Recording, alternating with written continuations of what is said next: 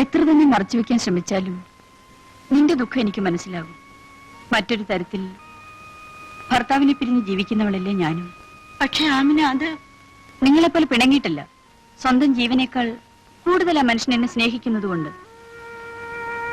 എണ്ണപ്പണത്തിന്റെ നാട്ടിൽ എരിപൊരി വെയിലത്ത് എന്റെ കെട്ടിയവൻ വിയർപ്പൊഴുക്കുന്ന എന്തിനാണെന്നോ? എന്റെ സുഖത്തിന്, എന്റെ സന്തോഷത്തിന്. ഭർത്താവിനെ പിരിഞ്ഞ് ജീവിക്കേണ്ടി വരുന്ന വേദന മറ്റാരേക്കാൾ നന്നായി എനിക്കറിയാം. അതുകൊണ്ടാണ് നിങ്ങൾ ഒരുമിച്ച് ജീവിക്കുന്നത് കാണാൻ ഞാൻ കൊതിക്കുന്നത്. നിന്റെ ഭർത്താവ് ഒരു തെറ്റല്ലേ ചെയ്തുള്ളൂ, അത് തുറന്നു പറഞ്ഞ് മാപ്പ് ചോദിക്കുകയും ചെയ്തു. എന്നെപ്പോലും മറന്ന് ഞാൻ സ്നേഹിച്ച ആ മനുഷ്യൻ ഞാനില്ലാത്ത നേരത്ത് മറ്റൊരു പെണ്ണിനെ, അത് നിന്റെ കുഴപ്പം കൊണ്ടുകൂടിയാണ്. ഞാൻ എന്ത് ചെയ്തു എന്നാണ് പറയുന്നത്? മാലതി പോലെ ഒരു തെറിച്ച പെണ്ണിനെ നീ കണ്ണുടച്ച് വിശ്വസിച്ചെന്തിനാ? അതുകൊണ്ടാ കുഴപ്പമെല്ലാം പറ്റിയത്.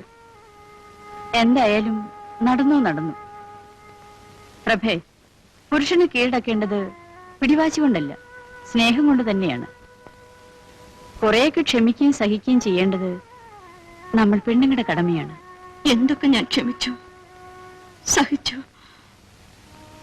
വയ്യ, ഇനി അയാളോടൊത്ത് ജീവിക്കാൻ എനിക്ക് വയ്യ. അങ്ങനെയാണെങ്കിൽ നീ പാഴാക്കുന്നത് ബാബുമോന്റെ ജീവിതം കൂടിയാണ്. എന്റെ മോനെ ഞാൻ വളർത്തും. എത്ര കഷ്ടപ്പെട്ടാലും അവനെ പഠിപ്പിച്ച് വലിയ ആളാക്കും.